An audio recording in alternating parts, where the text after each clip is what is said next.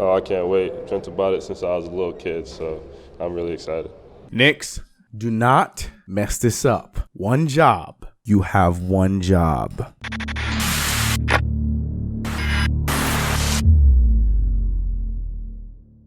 What's going on, CK Crew? It's your boy CK2K, and God, it feels so good to finally say that. It has been a week since my last post. As we know, Memorial Day weekend happened, so there was no coast to coast. I did not post anything up until today being Thursday because I was out of town. I was hanging out, so I was not able to post. I do apologize, but I'm back. So what's up, y'all? Over my time being away, a lot has happened in the draft conversation as far as the Knicks. That's what this video is going to be. It's going to be about the draft and just the Knicks specifically. We have some interviews that we're going to talk about with RJ Barrett here in this video.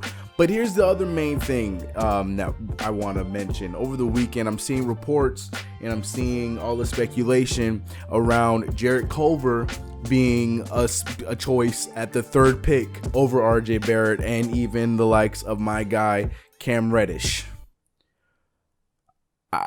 No. I love Cam Reddish. I love what he's going to do. I think Cam Reddish could go up as high as 4. Hold on. It is hot in her.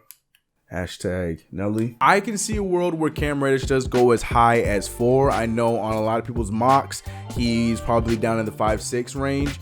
Personally, I want him to go to Atlanta. I think Cam Reddish would fit perfectly in Atlanta and what they're building there. As far as jumping to 3, that's insanity. Also, on a lot of mock drafts, my mock draft coming soon, I'm dropping that the week before the draft. A lot of mock drafts I'm seeing have Jarrett Culver not even at number 4. They're having him at 5. A lot of people like DeAndre Hunter more than Jarrett Culver. So to me, it's just very, very crazy and very Knicks-ish to have these kind of reports coming out around this time about the Knicks jumping the gun and getting RJ Barrett, or getting, they should get RJ Barrett. Knicks, don't blow this, and getting Jarrett Culver at number 3. And to me, that's crazy. I'm also seeing, I know I have not responded to a lot of comments. I've hearted a lot of them in the last video because I had not gotten the chance to sit down and freaking answer comments. I love actually answering you guys' comments, but I got to heart a few of them. But a lot of you guys are talking about trading down. This isn't the NFL. There's no such thing as trading down in the NBA. I mean, you can do that, but for what reason? Why would we trade down from having an RJ Barrett to sure getting 2 first-round picks? That's a completely different conversation if we were at 4. But when you have 1, 2, or 3, especially in this draft, you don't trade down. Specifically, I just want to talk about the many reasons why we just we shouldn't even think about entertaining the idea of trying anything outlandish by drafting anybody that's not named RJ Barrett at the 3rd pick. First things first, of all the main things, RJ Barrett loves us and the feeling is mutual. It would be a lot of fun, definitely playing in the Garden. It's bright lights and they have so much history down there. I mean, it would be amazing. Yes, they do have a lot of love for Jarrett Culver as well. They probably did so much scouting with Jarrett Culver, anticipating us to drop down to the 5. So that's where I believe that a lot of those reports are resurfacing right now about us jumping and getting. I find that hard to believe that we are going to pick up Jarrett Culver at the 3. I will cry 4 through 6, excuse me. They get shaken up around. Like some people have Darius Garland at 4, some people have DeAndre Hunter, some Jarrett Culver. It's very shaken up everywhere, but for the most part, 1 through 3 does not change. 1, Zion Williamson to the Pelicans. 2, John Morant to the Grizzlies. 3, RJ Barrett to Duke. RJ Barrett to our Knicks. Case closed, point blank, period. So like I said, 4 through 6, you have DeAndre Hunter, Jarrett Culver, Darius Garland, even Cam Reddish. You mix them up wherever you want to put them. Maybe even Kobe White. I'm seeing some people put Kobe White up there. I don't anticipate Kobe White going above Darius Garland. I think if Darius Garland isn't picked up by the time the Bulls draft, the Bulls are going to draft him because the Suns are going to get either Garland or Kobe White. It's one of those two. They need either one of them, and it's going to fit really well. This is talk for my mock draft. That's coming up. Now, the thing I do like about this game is he is an all-around guy, and he has all the capability of being a top-notch two-way guy. But the thing is, as we saw in his championship game, the offense is there, but when it comes down to pressure, I'm not really entirely sure if he is that go-getter when it comes to the offensive end. Defensively, no questions at all when it comes to that guy. I believe he's going to be a great defensive player at the next level. But as far as creating his own offense, it's okay. I mean, when he's wide open, he'll knock him down. That's a fact. But ultimately, I just don't know if I see him becoming a number one option on a team once again at some point in the league. I mean, maybe he can baffle us and change things, but to me, I just feel like he is the perfect guy to be a right away number 2, number 3 on a team. That's why I like Cleveland getting him at 5. I mean, I could see the Lakers doing it because they are a little bit weaker at the 2. They do need a 3-and-D kind of guy. He fits that perfectly, but I do think DeAndre Hunter you can do a little bit more with. I mean, either way, you can't lose for that if you're the Lakers, but the thing is just he is not as dynamic as an RJ Barrett. RJ Barrett is highly decorated from his entire career. The dude still managed to average 22.6 points per game on a very crowded Duke team.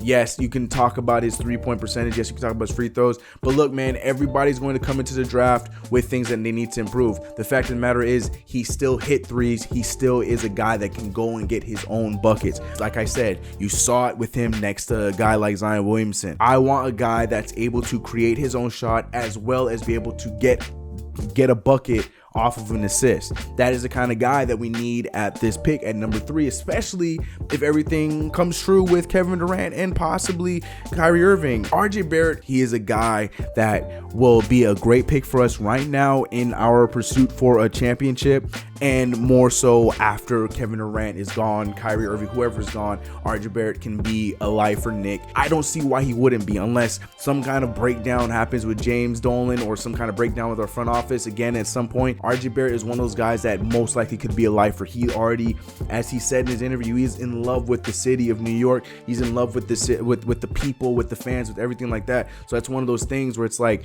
he's already in the big market. If he's able to attack that from the jump, there's no reason for him to, want to leave or go anywhere else at any point in his career unless he wants to go back to Toronto. I could see that too. I don't think that's it. And going back to Toronto, he's not even from Toronto, but that's neither here nor there. It just all signs to me just point to RJ Barrett, and it's not even a question. I don't even know why I'm making this video, but the thing is, I'm seeing so many people okay with the idea of getting a Jarrett Culver or getting a Cam Reddish. And again, this is not me bashing Cam Reddish. I love Cam Reddish. Absolutely love Cam Reddish. I want him to be in the best situation. If he goes to Cleveland, I think that would work out. I prefer him to go to Atlanta. I think that would be so dope to see him playing in Atlanta with Trey and those young boys. That would be a fun ass team to watch.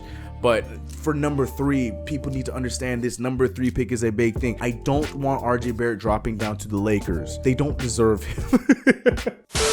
But let me know, are you in that like 2% that is okay with us going and getting a little bit extra and drafting a Jarrett Culver? I think we can all get to the point where this trade stuff is not going to happen. I mean, today Woj talked about, or yesterday for you guys, he came out and talked about how the Pelicans and Anthony Davis had their little meeting about, what's going on. And here's my other thing too, little conspiracy theory right now, CK conspiracy. On the fumble, I was talking about how they had a dinner together, LeBron James and Anthony Davis in LA. Now David Griffin had to fly out to LA to meet up with Anthony Davis. Now I know a lot of people come out to LA for workouts and rah. But look, I'm going to put it out right now. I'm pretty sure Anthony Davis is going to be a Space Jam 2. I'm just going to lock that up right there. We see LeBron hanging out with Russell Westbrook too. I know they're homies and everything like that, but they're openly hanging out and stuff like that too. So I feel like Russell Westbrook, Anthony Davis, possibly a CP3. No, because CP3, maybe. I don't know. But I think those guys for sure are going to be 3 dudes that are in the movie. I just want to put this for future reference when the movie comes out in 2 years. Or is it next year? I can't remember. That has nothing to do with anything. I'm sorry. Where did I go? So David Griffin had a meeting with Anthony Davis, and after the talks, it seems like it's going in a direction, and I joked about it on Twitter, but it's going in a direction where Anthony Davis